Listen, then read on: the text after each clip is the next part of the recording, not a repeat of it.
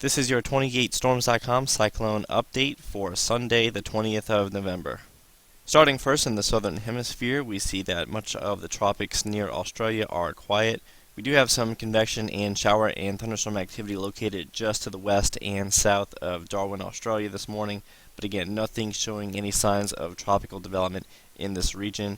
And of course, we still just have a lot of mid-latitude westerly systems coming across. The Coral Sea is also quiet, with the monsoon trough located well to the east, and the monsoon trough really isn't all that active either.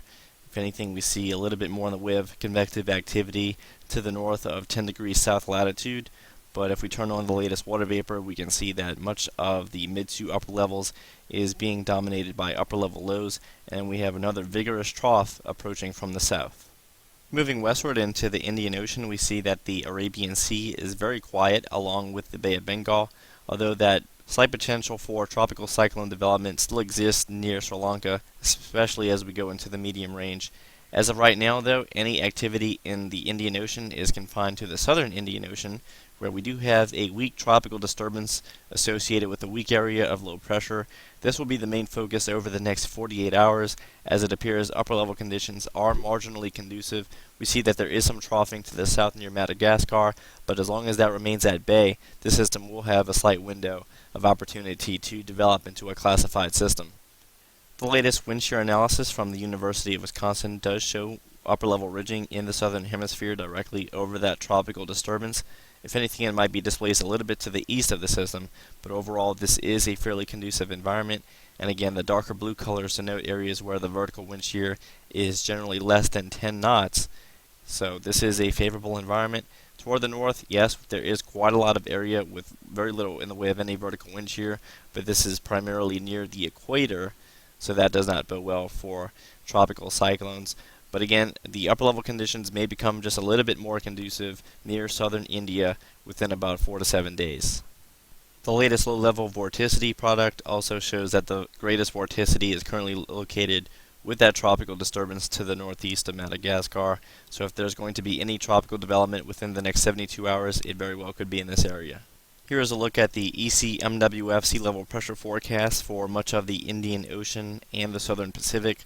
Here's Australia, this is Madagascar, the coast of Africa, and to the north, this is the Indian Ocean along with India. Now, as we advance this into 48 and 72 hours, there's really not a whole lot on the charts, but as we go into day 4, the broad area of low pressure is still quasi-stationary to the northeast of Madagascar due to fairly weak steering currents.